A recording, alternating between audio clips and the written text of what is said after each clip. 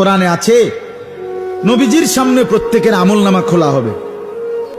ওয়াজিনা বিকা আলা হাউলা'i শাহীদা, নবীজিকে আল্লাহ বলছে আপনার সামনে উপস্থিত রাইখা আমি দেখাবো। নবীজি আমলনামা দেখে আল্লাহর নবী জিজ্ঞেস করবে, উম্মত এটা কি?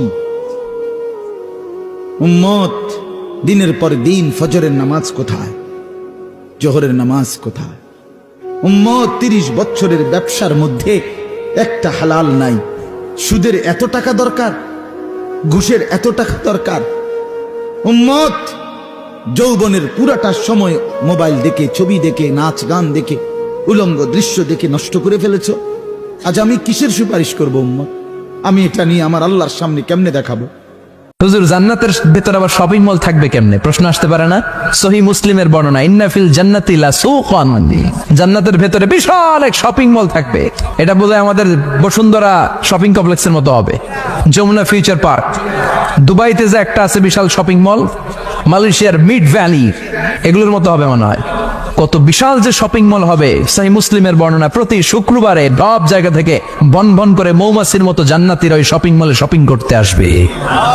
ইচ্ছে মতো দেদারসে পোশাক কিনবে, ইচ্ছে মতো শপিং করবে, টাকা দেয়া লাগবে না, ক্রেডিট কার্ড লাগবে না। সুবহানাল্লাহ পড়েন। ইচ্ছে মতো শপিং করবেন। দুনিয়াতে একটু কষ্ট করে হালাল উপার্জন করে খেয়ে যান। আল কানাআতু মিনাল ইসলাম, অল্পে খেয়ে তুষ্ট থাকা আর আল্লাহ শুকরিয়া করা, এটার নামই ইসলাম। অল্প খাও, অল্প পড়ো, অল্প জমাও, অল্পের ভেতরে বরকত ঢুকাই দিছে কে? অনেকে দেখবেন অনেক খাই খাই নাই নাই করে, এটা যাদের স্বভাব তাদের কখনো বরকত হয় না। অল্প খাবেন, অল্প পড়বেন, আর হালালের সাথে সম্পর্ক করবেন। আল্লাহুম্মা কফিনি বিহালালিকা আন হারামিক ওয়া আগনিনি বিফাদলিকা আম্মান সিওয়াক। বিশ্বনবী দোয়া করতেন, আল্লাহ হালালকে আমার জন্য যথেষ্ট করেন, হারাম থেকে আমারে বাঁচিয়ে রাখেন। পড়েন আমিন। হালাল অল্প হলেও হালালে বরকত আছে না নাই? হারাম বেশি হলেও এটাতে কোনো বরকত নাই, ঠিক কিনা? আমরা যারা আর্থিক দিক থেকে সংকটে আছি, জীবনটা কেমন হবে, জীবনে আমরা ভালো কিছু করতে পারবো কিনা, এসব বিষয় নিয়ে সারাক্ষণ দুশ্চিন্তায় থাকি। আমাদের জন্য একটি বিষয় মাথায় রাখা অত্যন্ত গুরুত্বপূর্ণ।